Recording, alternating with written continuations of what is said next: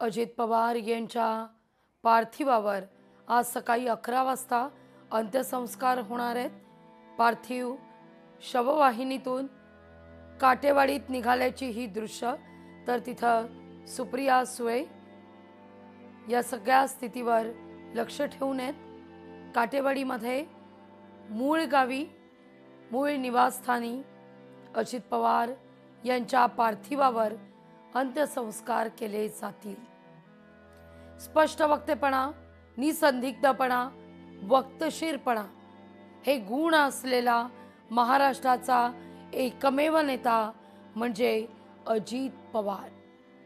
काल परवापर्यंत कॅबिनेट बैठकीत सहभागी होऊन शेवटच्या श्वासापर्यंत ज्यांनी आपले शब्द देखील खरे ठरवले। खरं तर अजित पवार वारंवार म्हणायचे, मी कामाचा माणूस आहे, मी तुमच्यासाठी कामच करत राहणार। तर अगदी शेवटच्या क्षणी सुद्धा कृपा जेव्हा आपण पाहिलं की दादांचं फ्लाईट क्रॅश झालं, त्यावेळी मात्र ती कागद दादा शेवटपर्यंत केवळ आणि केवळ विकासाचा ध्यास घेऊन होते।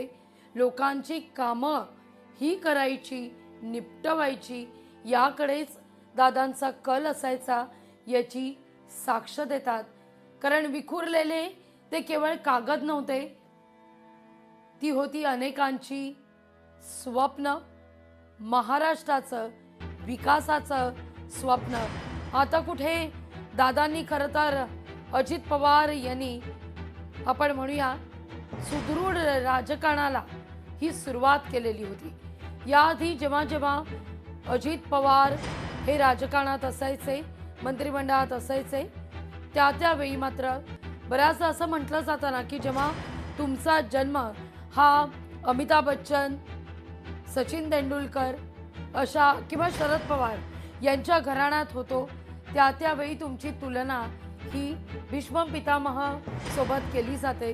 अजित पवार सुद्धा त्याला अपवाद नव्हते।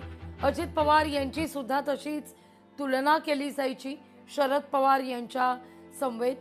पण त्यांनी आपला एक कामाचा ठसा तर उमटवलाच, पण आपलं एक वेगळेपण देखील बारामतीकरांच्या मनावर हे उमटवलं।